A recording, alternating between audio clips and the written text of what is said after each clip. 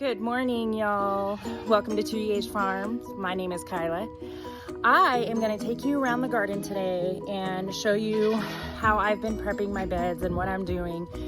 It's a little bit different than how most people are preparing their beds right now, but we just moved onto this property and the soil is really hard black clay. So I'm going to show y'all how we're amending it, what we're doing with limited funds, how we're going to do it to try to get a harvest this year. But in the process of me letting all my animals out and stuff, I wanted to take you along with me to let my goats out. So I'm going to switch y'all around in just a second. So meet my goats. This is Murdoch. He's the buck. He's the main squeeze guy. That there is Opal. She just had little baby Wayland. Murdoch's face will get out of the way. Here, let's go in there. Back it up, guys. Come on, kids. Go on. Go on. Come on. Back it up. Back it up. No, no, no. No. Oh. So, that little guy right there, that's little baby Wayland. I'm gonna let the goats out today, but before, oh, whoa, you all right, Murdoch? We keep them penned up at night just to make sure they're safe from coyotes. Our guardian dog, he doesn't go in this fencing because, I mean, I'm sure he could probably get in this pasture if he really needed to, like jump the fence or something. But there's, I don't know if you can see it, there's like horse fencing in here, so he can't go. The cow barbed wire fencing, he just goes right through. So he just can't get in here. So we just make sure they're pinned up overnight, just to make sure they're safe. They're little, they're Nigerian dwarfs. That's Minnie right there, the brown one. That's Opal. That's her baby Wayland. And then that's the main squeeze Murdoch. All right, you guys want some pellets? I'm giving them a blend of Timothy alfalfa pellets and, excuse me, sir, excuse me, Timothy alfalfa pellets, and they're getting some medicated goat feed. Their gums looked a little pale, so I'm just treating the whole herd. Well, it was actually baby Wayland's gums looked a little pale, so I'm treating the whole herd. Plus, it's going to be a full moon, I think, on the 12th. I don't know what date it is today. I think it might even be today. So it's good to nip parasites in the bud before a full moon, because that's when parasites are most active. So that's what they're getting in their feed, and then they'll be out in pasture for the day. All right, I'll see you back in a sec to talk about my garden. Hey y'all, welcome back. Okay, so animals have been fed, animals have been let out. Now I'm walking back to the back of, it's kind of like the back of our backyard. There's cow fencing along here. Our chickens are back here right now. Our cows and our goats don't go in this area. We're just moving our chickens through here. I just did a video on how we move them. We're moving them through here right now, and there they are. Well, back of this area is where we're putting our garden. So we just moved onto this property, and it's a lot of land, and someone had already tilled like this back part where they were going to put in a garden. So this is the same area that we're gonna use for our garden, but here, I'll just show you. So this is, I have no idea how big this space is, but it was already tilled like once, and I'll show you a clip here of my husband grading it, making it flat, just so like obviously the water would distribute evenly, and I'll show a video of him doing that now.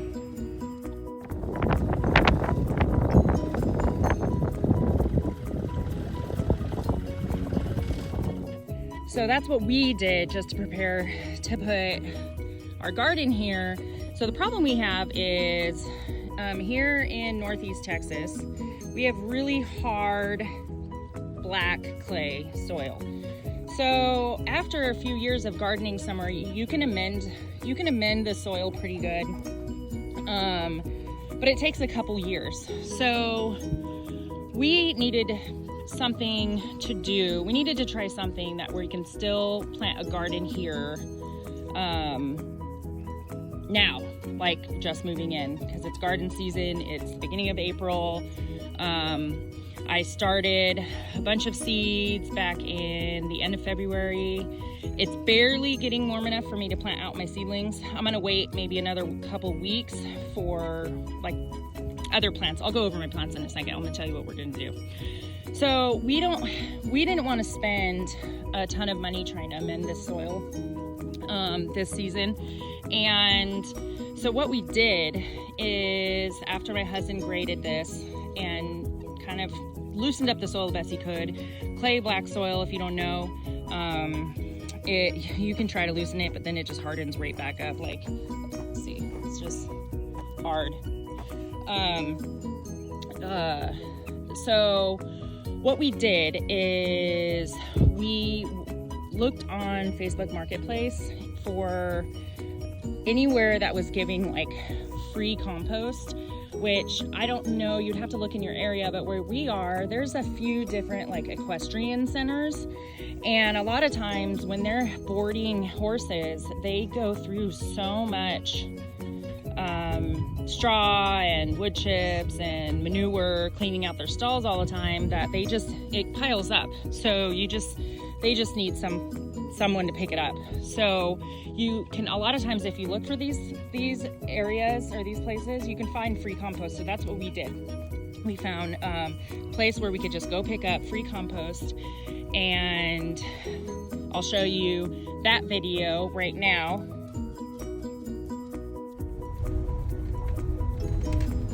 Going to the equestrian center to get some compost.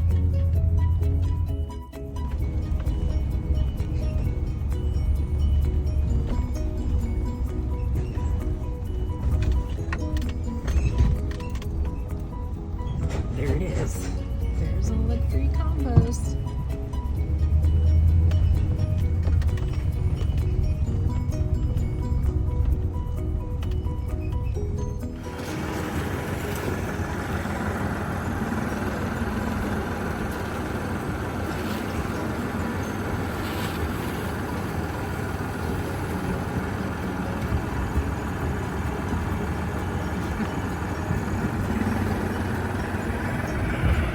Nice big truckload of compost for the garden.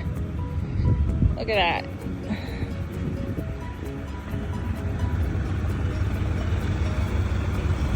All for free. My husband had to load.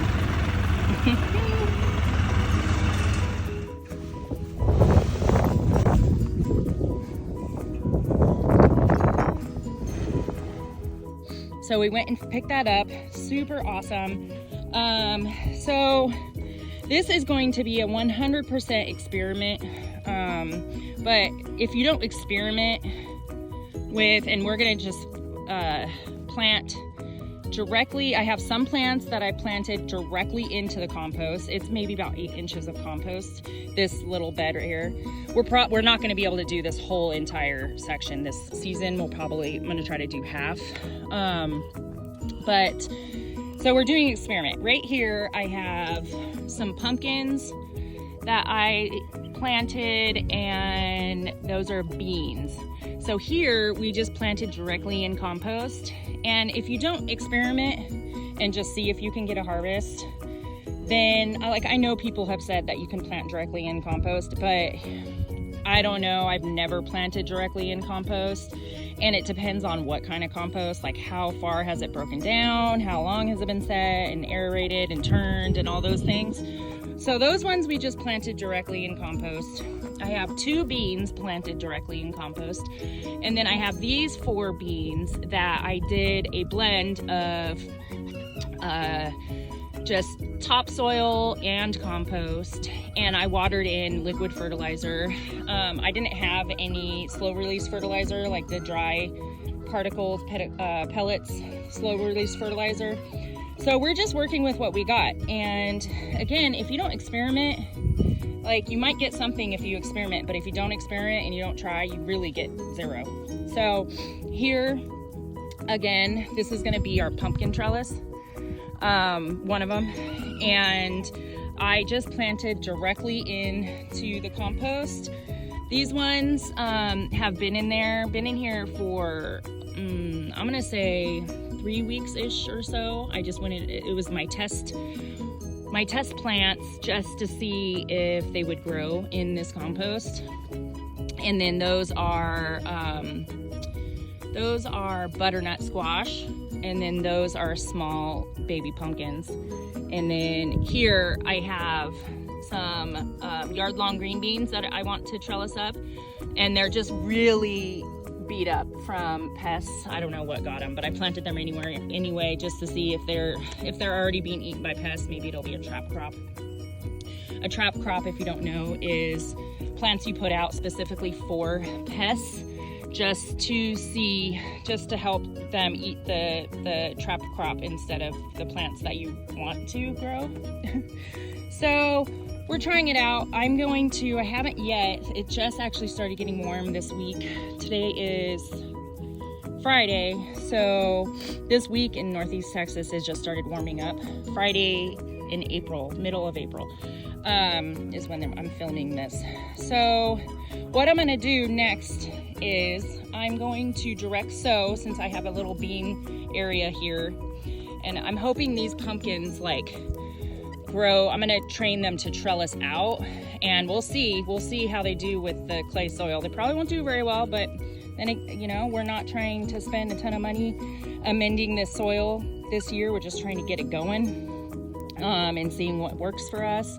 So I want these pumpkins, I'm gonna trail out here. I planted some sunflowers all around, because sunflowers actually can grow in clay soil, and it's really good for amending the soil.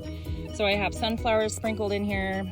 I'm gonna direct sow beans in here. I'm going to actually add more topsoil, and I'm gonna get some slow release plant food fertilizer to mix in as well. But I don't know if we'll need it. The compost it's sat for 1.5 years, according to the people we picked it up from, but we'll see. And so I'm gonna do a trellis here for maybe like 4 tomato plants right here, and then I will do something back there. I haven't quite decided. Maybe more pumpkins back there. I actually have pumpkins and loofah and butternut squash and delicata squash, seedlings that I need to plant up. Over here, I'm probably gonna do more tomatoes. I think I have growing like 15 seedlings, tomato plants that have come up, that are ready to plant out in like a week. And then I started maybe 30 more plants. I started more seeds, just because I'm new to growing in Texas, and I don't know like the pest pressure and when they pop up or everything. So I'm planning on doing a bunch of succession sowing. Just if my plants die, I'm just gonna have backup. So I'm gonna be starting seeds like every 1 to 2 weeks of stuff that I know I want to grow all throughout the warm season. So we just picked up, that I showed you the video, that pile of compost right there. I was just watering it last night, the hose, that we're gonna do beds right here. Not a little different from there, just to try different things. And I'm gonna put up some tomato trellises and cucumber trellises and everything like that. So I'm gonna take you along with this garden season just for this experiment. I love experimenting with everything in life. I'm a cosmetic chemist by trade, so science-y things just really intrigue me, and I like doing tests and everything like that. So this is that. I'm gonna take you over to my seedlings and show you what I'm growing over there besides what I have out here. and I will see you in a sec. Okay, so this is how I started seedlings this year. This is, this is my rack of seedlings, and I wheel this in and out of my garage every day. I normally start my seedlings under grow lights and all the stuff that people tell you to do. But this year I didn't have enough grow lights with the amount of seeds I wanted to start, and I didn't have enough space to do it really. The grow lights I have are not like the long shop lights that you put under here. They're just like the clip-on lights, shop lights that you can get. So I decided just again, try something new this year, and I started my seeds indoors on this rack in my garage. And when they started sprouting, I just been moving them out in the morning and moving them back in at night. We had like a week and a half, almost 2 weeks of really windy, rainy weather. So they actually lived in my garage. They might be stunted. I don't know yet, but we'll see. So let me show you what I got here. This is shishito peppers. Well, that's a shishito pepper. That one was, it died. Something ate it. I don't know. This is jalapenos. I'm gonna reseed the empty seedling cups. I'm gonna reseed those. We have a long growing season, so I'm just gonna go for it and see what I can get. So those are jalapenos. This is all tomatoes. These are tomatoes. Let me see what kind these are. Oh, these are from a local farm. I saved seeds last year from a local farm that sells vegetables out here, just because, and this is a really good idea for you to think about doing in your area, these plants are acclimated to our weather. So I'm hoping they do better with our hot, really sunny, our sunny summers. That's what I was looking for. So that's what those are. And more tomato seeds I have up here, which is in the back. I have heirloom beefsteak right next to that with the yellow tag. That is a Dr. Witchy's, which is new for me to grow. I've wanted to always grow them, but I haven't been successful in the years past, so we'll see if I am this year. More heirloom beef. This is another Dr. Witchy's. This is another local farm tomato. This is a cherry tomato. That is a Paul Robeson. I've never been successful growing that either, but I heard they're really good. So I wanted to try to grow them. Let's see what else we got up here. In this one, I find these bins are easier to hold with lots of seedlings than the really flimsy seedling trays that you can get for gardening. They're clear, so it still lets light in, and they're durable. You can get these at Walmart or the dollar store for big lots for very inexpensive. So in this one, I have more beans that are looking pretty beat up, so I'm not worried about it though. I'll plant them out. Maybe it'll be a trap crop. I'm gonna direct sow, like I said, more beans out there. I have some sweet Italian peppers that I'm growing right there that didn't pop up, so I'm gonna actually reseed those. I have some spaghetti squash right here. I have some bell peppers, which I'm gonna move out of there so they get better sun. I'll separate those peppers as they get bigger into their own seedling cups. That's how I like to start tomatoes too, is a bunch in one cup, and then whatever sprouts I'll pot up into their own individual cups. And then we got right here, this is another bell pepper right here, another 2 bell pepper right there. Back here is bell pepper, and then this is loofah right here. I've never grown loofah before, but I've wanted to for years. I just never had the space to grow it. So I'm super excited about that.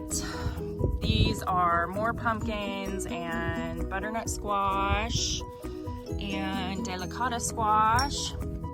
These are seedlings I started maybe about a week and a half ago for backup seedlings for anything that dies. So this is, let's bring this out here. This is how I start tomatoes too. Like I was saying for the peppers, I just put maybe 5 to 10 seeds depending on the type of tomato, 10 to 5 seeds in a cup, and then after it sprouts and gets a little bigger, I'll separate them out. So this is 42 days early tomato. I've never grown those. It was a gift. I ordered some seeds off Etsy and they sent me this gift, so we'll see how it goes.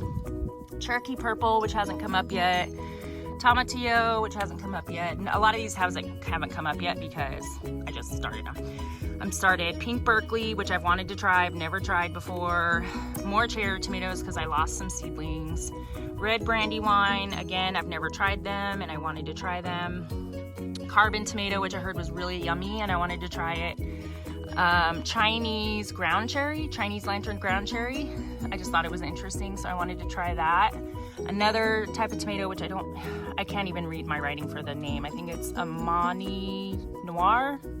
I don't know. Here's a black Brandywine tomato. I have some beets sprouted up. Not ideal way to start beets. I'm probably gonna, I'm gonna direct sow beets out in a shady area of my garden, just to see how long I can grow them before it gets really hot. And then it's better to direct sow cucumbers, but I wanted to get them started just because it gets so hot so fast here in Northeast Texas. So I started 3 muncher cucumbers, so like little snack cucumbers or pickled. I have some cilantro, which probably won't stay very good long. I'm trying to keep it in the shade. Cilantro does not like the heat. So we'll see if I can be successful with that. I'm trying to keep it in the shade on this rack as much as possible. And then up here, I have, these are apple seeds from organic apples from a local orchard that I wanted to see if I could sprout. I love sprouting seeds from vegetables and fruits to try to get free plants. Actually, all of my pumpkins that I'm growing this year, except for the small pumpkins that I'm growing on the trellis, are from seeds I saved from pumpkins last year. So, and I love growing. I want to grow a ton of pumpkins for my animals, my livestock, because pumpkin seeds are really good for parasite maintenance. And you feed them pumpkin seeds and they love the pumpkins. It's full of nutrients and vitamins and everything for your livestock. So I saved a bunch of pumpkin seeds last year, and that's where all my pumpkins are coming for. I'm probably gonna direct sow seed some pumpkins too, but these ones are apples. So I don't know, I've never grown apples before. I don't know how they're gonna do. Texas does get a few freezes every year, so I'm just gonna try it out and see how they grow. So, and then this is just a sad little tomato that fell on the ground and I'm trying to save it. So that is what I'm growing, and I'm gonna keep starting seeds to replace any plants that die and everything like that. Let me switch my camera around for y'all. So thank you so much. I hope y'all enjoyed my little garden tour. I do also have a little area of stuff I'm growing in just pots that I had some soil left over. I just had some potatoes that sprouted in my kitchen. So anything that always sprouts, I try to plant just to try to get something from that. So I do have a few pots that I didn't show you, and a random like blackberry bush lying around. And I'm really excited to take y'all along with us in this growing season. This is new to me and new way of growing this year, and I just am excited to see like what transpires. And so I'm gonna take y'all along with me, and I'll tell you what we're doing. If anything tragic happens to my plants or my garden, we'll see how we can fix that. And if you have any questions, please let me know, comment below. Please like and share this video if you like it and you want to share our content. Again, we relocated from California to Northeast Texas, and we're new farmers trying to raise our own food how God intended, and grow our own food how God intended, and we'd love to share our journey with you. So thank you so much for hanging out with us today, and I hope that you have a blessed day.